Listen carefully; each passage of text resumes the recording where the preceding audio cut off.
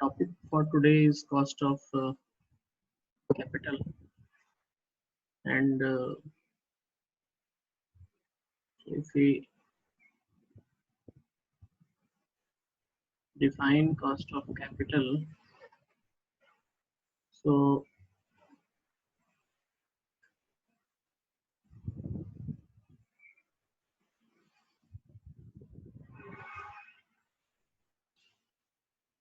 wait a minute.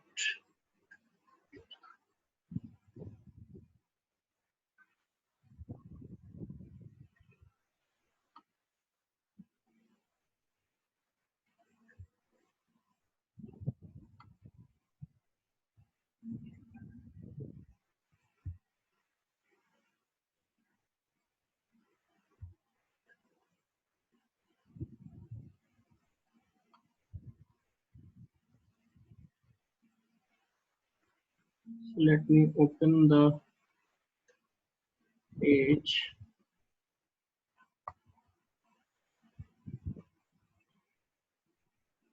So if we define cost of capital, so cost of capital of a firm is minimum rate of return expected by its investors.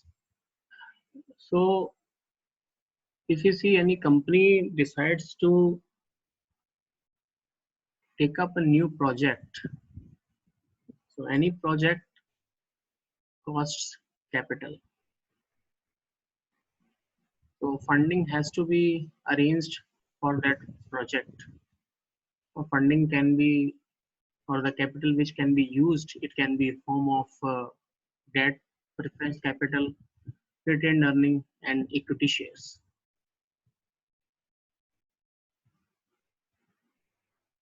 So if we define cost of capital, so cost of capital of a firm can be defined as the cost of obtaining funds. That is, what is the average cost of return that the investors in a firm would expect for supplying funds to the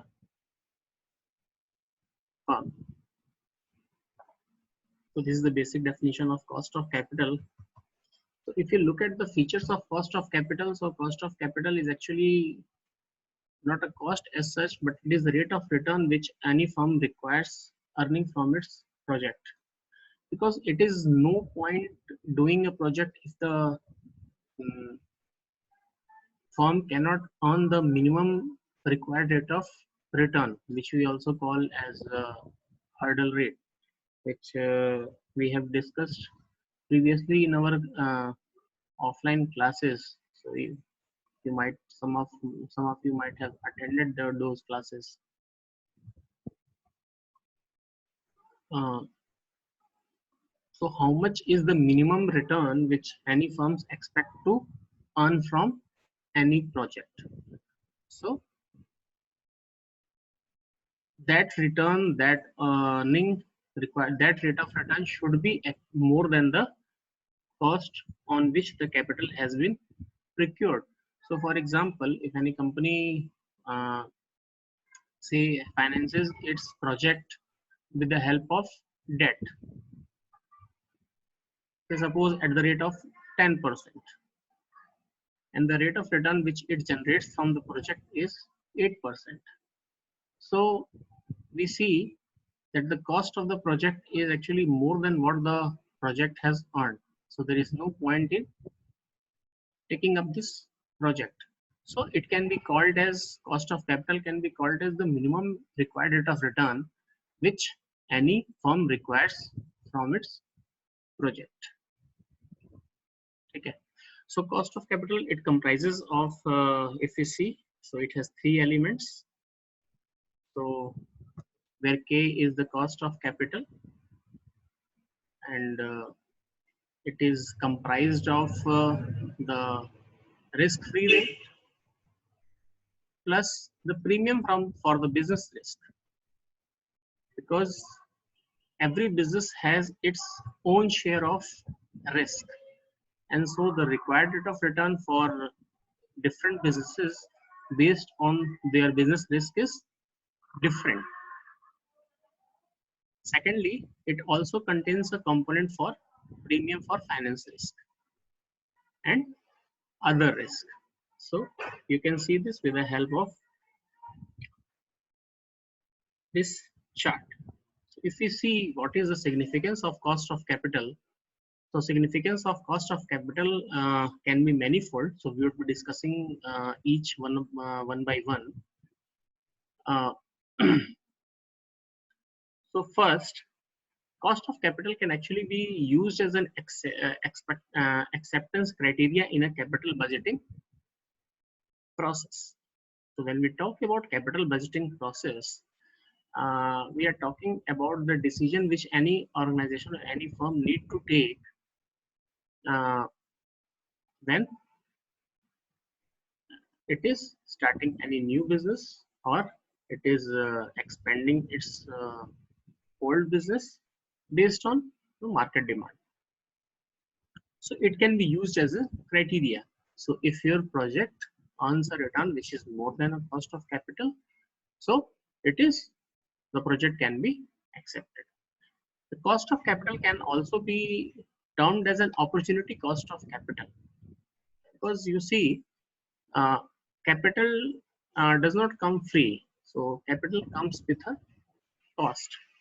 So it is very important for the organization to take this into consideration, that the cost which uh, the capital which they are raising, so it is raised at the minimum cost. Other, it can be used as a determinant of capital mix in a capital structure decision. So capital structure decision is unit 3, which you would be studying. So when we talk about capital mix, so you can just understand that capital mix is actually amount of equity, debt, preference shares. So what is the percentage of all the components of capital in the firm? So this is the capital structure. So it can be used as a decision making tool. Every organization has its target level of cost of capital. So considering that into point, it decides on what should be the capital mix for those projects. And in all these discussions, we should keep in mind that the aim of any project which organization takes is maximization of shareholders wealth. It is maximizing the share price. And last but not the least, it can be used as a basis for evaluation of financial performance.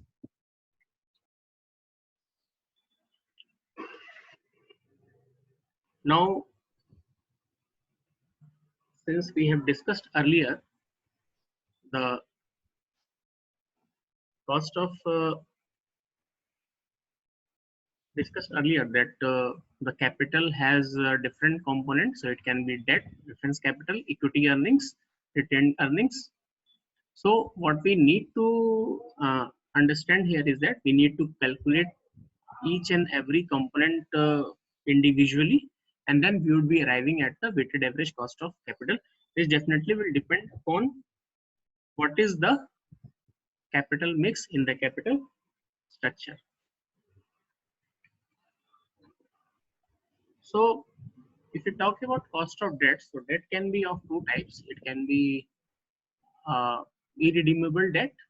So when we are saying irredeemable debt, so we are talking about the debt which is not irredeemable. So it continues for perpetuity.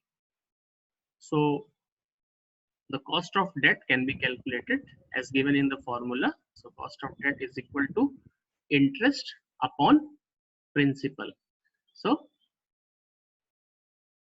principal amount is the amount which we have taken as debt, and interest is whatever we are paying on that debt. And if the debt is, so debt can be raised as a premium or at a discount. So in place of principal amount, we would be taking net proceeds.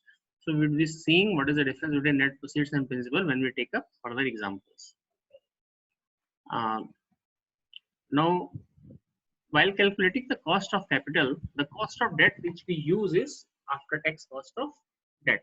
So we need to multiply 1 minus tax rate to cost of before tax cost of debt. So why we do this?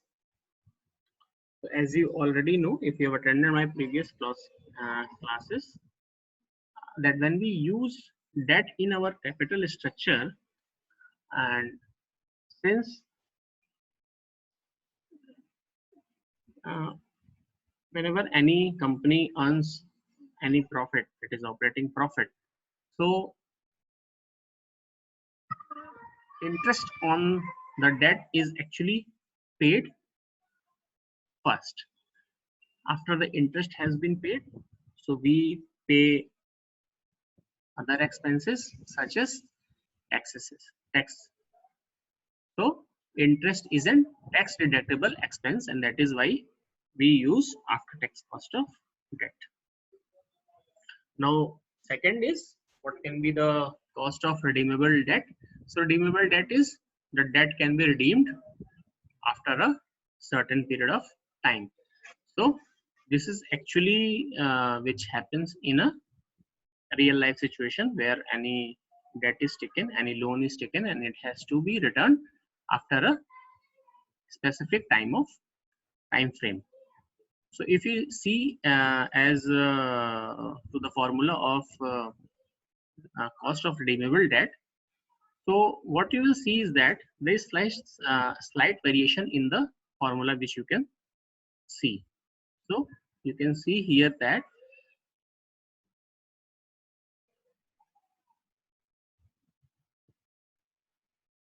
I will just change this pointer.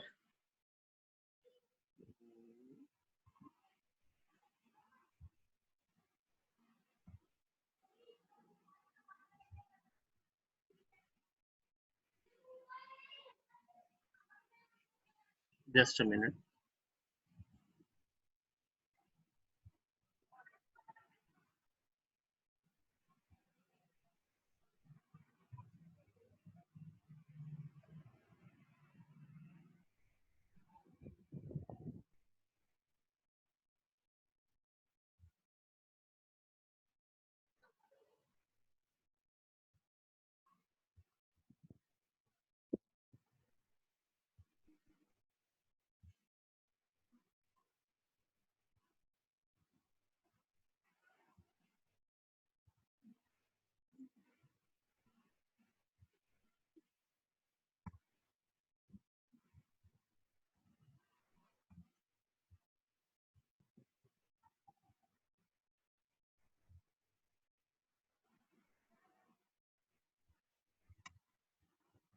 Okay.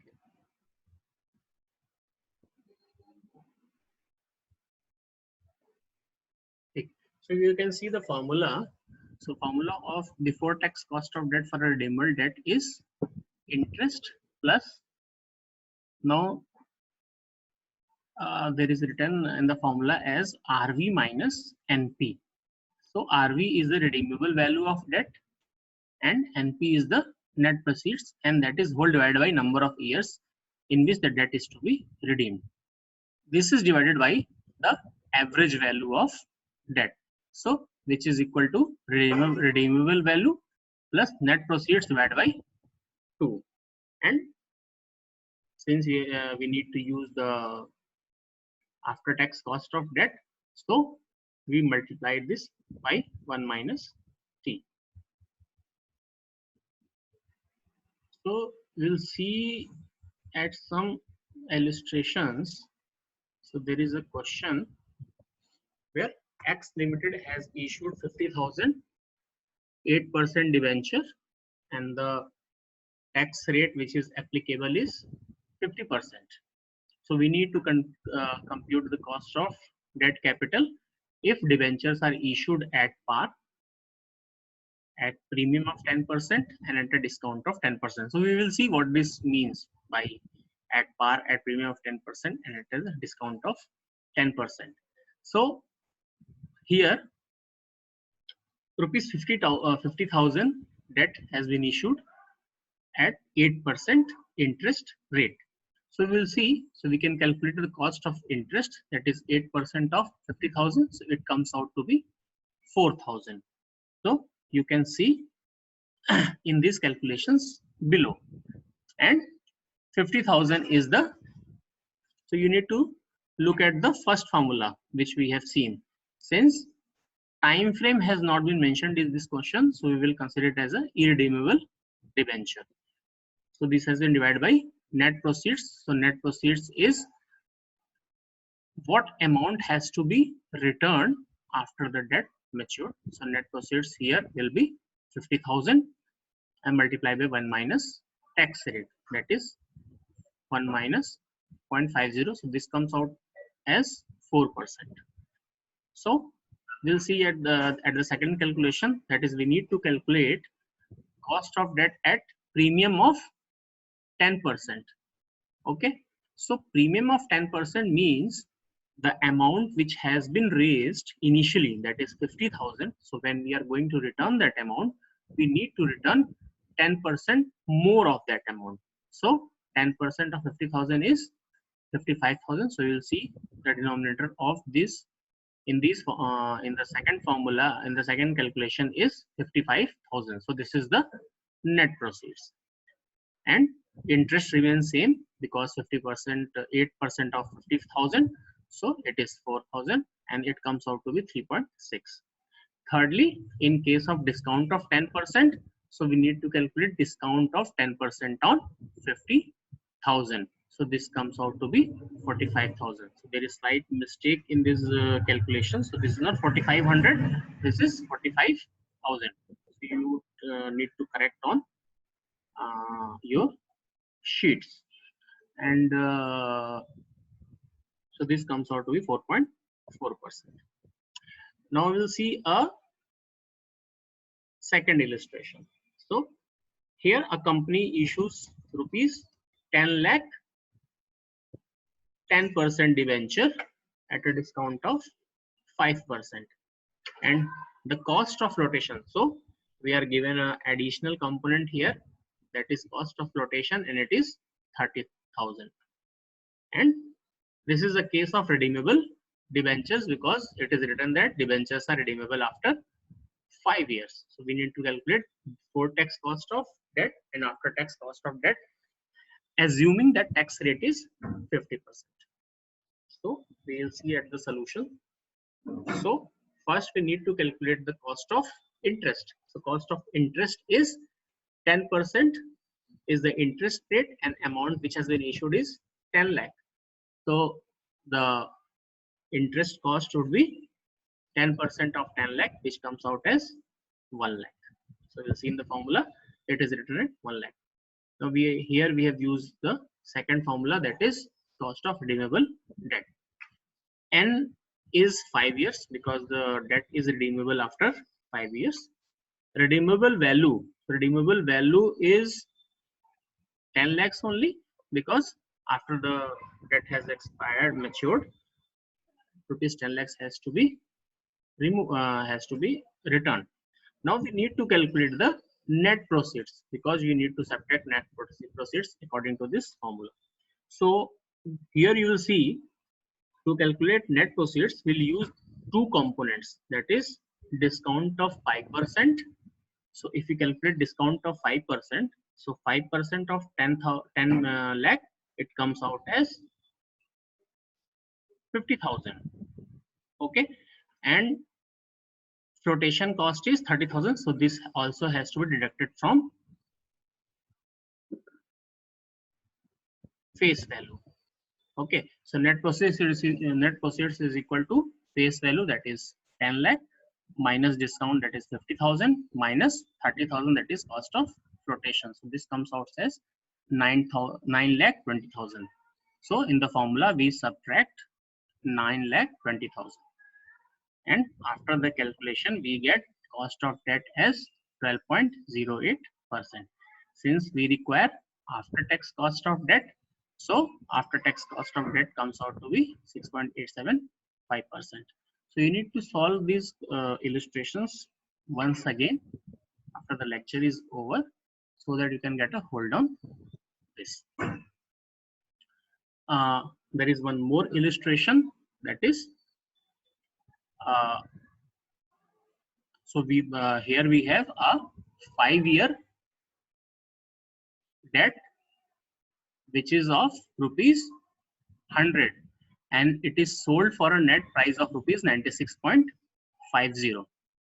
The coupon rate of interest is 14% per annum, and the debenture will redeem at 5% premium on the maturity. The firm tax rate is 40%. So here we find a new component, that is coupon rate of interest. So coupon rate of interest is nothing but it is the interest rate which is charged on the debt. So when we calculate interest amount, so it is 14% of rupees 100, that is 14, and year n is 5 years. Now debenture is redeemable at 5% premium.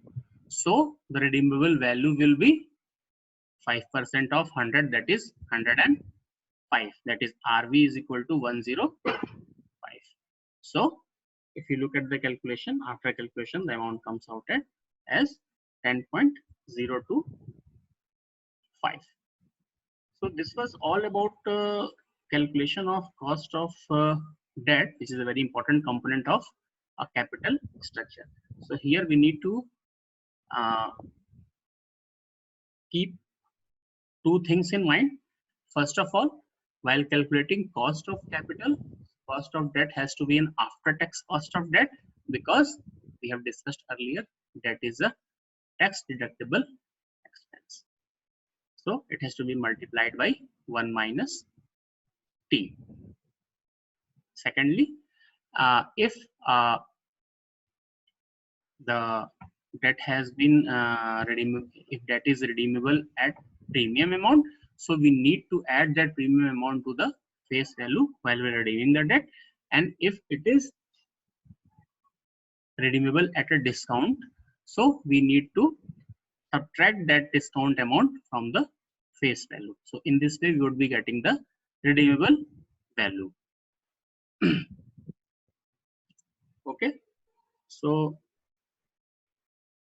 this was about cost of debt. In another lecture we would be taking cost of preference shares, cost of equity shares, and finally we'll be calculating cost of debt.